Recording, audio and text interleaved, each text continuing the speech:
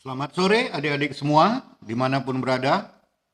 Kembali bertemu dengan Bang JJ dengan topik hidrolisa garam yang kedua. Hari ini kita membahas teorinya untuk menjawab soal-soal pH hidrolisa garam.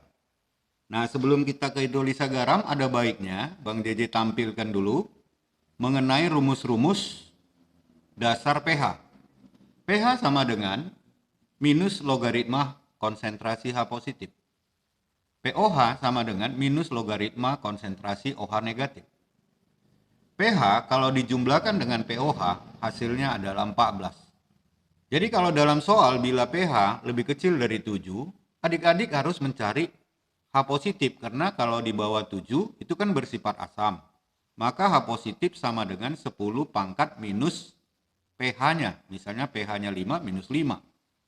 Bila pH di atas 7, adik harus mencari dulu pOH. Karena kalau di atas 7 bersifat basa, pOH sama dengan 14 kurang pH dari rumus ini. Sehingga OH min nanti 10 pangkat minus pOH. Nanti dalam istilah hidrolisis garam, kita kalau Bang JJ tulis nanti kation, itu ion positif, anion, ion negatif. Baik, pertama kita bahas dulu garam yang tidak mengalami hidrolisa. Nah, garam yang mana itu? Garam netral, yang berasal dari kation basa kuat dan anion asam kuat. Keduanya kuat. Yang kedua nanti, hidrolisis garam sebagian atau parsial. Hidrolisis garam sebagian atau parsial dibagi menjadi dua. Ada garam asam, artinya berasal dari kation basa lemah dan anion asam kuat. Yang kedua, garam basa, berasal dari kation basanya yang kuat, tapi anionnya asam lemah. Yang terakhir, yang ketiga, hidrolisis garam total atau sempurna. Ini garamnya berasal dari kation basa lemah dan anion asam lemah. Dua-duanya lemah, makanya dikatakan sempurna. Kalau sebagian, satu aja yang lemah. Contohnya ini basa lemah atau asam lemah.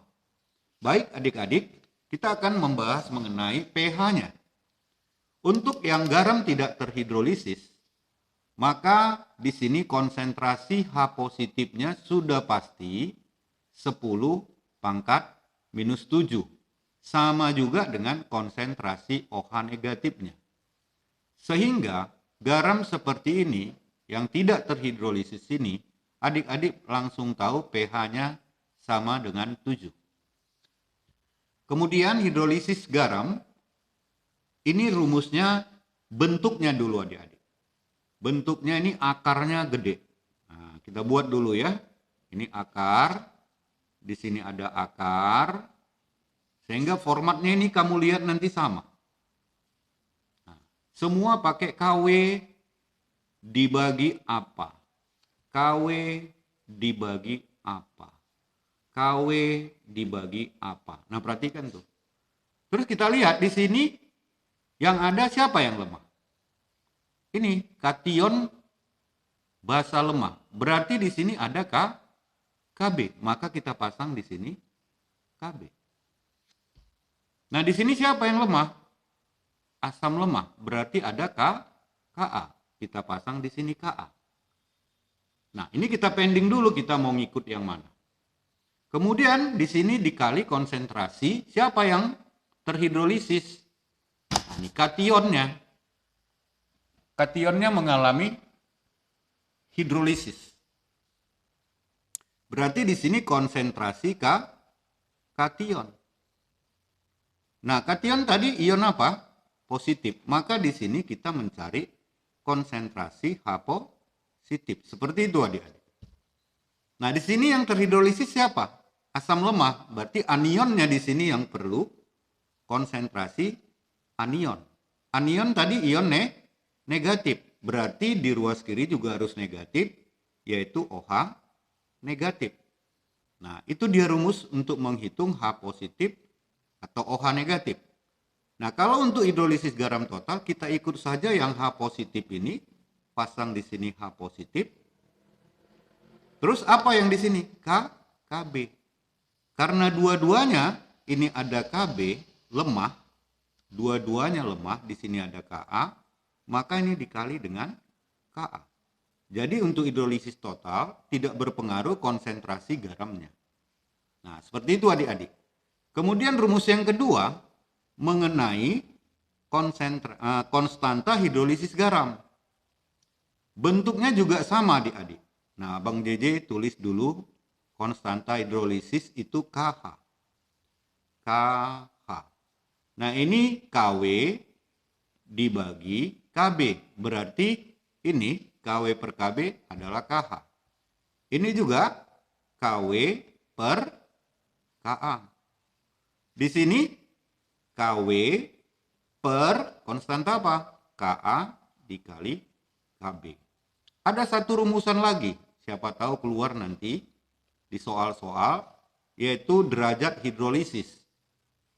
Yaitu alfa H, derajat hidrolisis. Nah, perhatikan.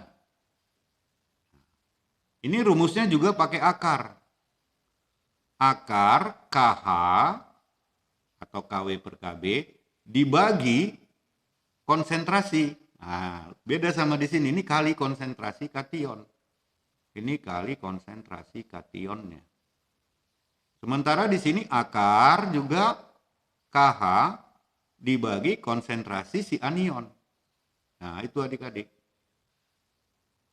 Kalau di sini konsentrasi tidak berpengaruh karena dia hidrolisis garam total, maka alfa H adalah akar KH. Nah, baik adik-adik, mengenai singkatan-singkatan KH adalah konstanta hidrolisis, KW konstanta air, ini ditetapkan 10 pangkat minus 14. Kemudian Ka adalah konstanta asam lemah, Kb adalah konstanta basa lemah, alfa H adalah derajat hidrolisa. Nah, baik adik-adik, inilah rumus-rumus yang akan kita gunakan dalam pertemuan berikutnya mengenai hidrolisis garam, pembahasan soal-soal. Jadi adik-adik, sampai ketemu dengan topik hidrolisis garam, pembahasan soal, dan latihannya. Sampai ketemu di topik berikutnya. Terima kasih.